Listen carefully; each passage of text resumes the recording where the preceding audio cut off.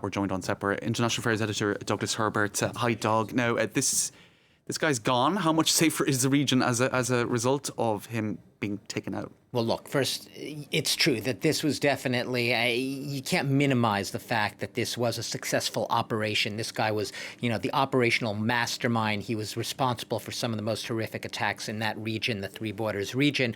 Knocking him out is obviously going to deal a blow on several fronts, operational, logistical, organizational, the ability to plan these attacks in the short term, at least by the Islamic State group, and also a psychological blow to the morale of these terrorist groups in the region.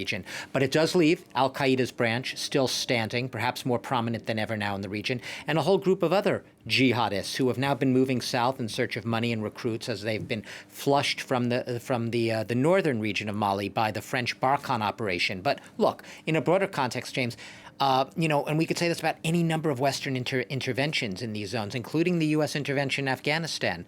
The French have been on the ground in the region for 8 years. It raises the inevitable question, how effective ever can these Western interventions be in these very unstable zones where you have local armies which are not highly trained, to say the least, not really up to the challenge on their own?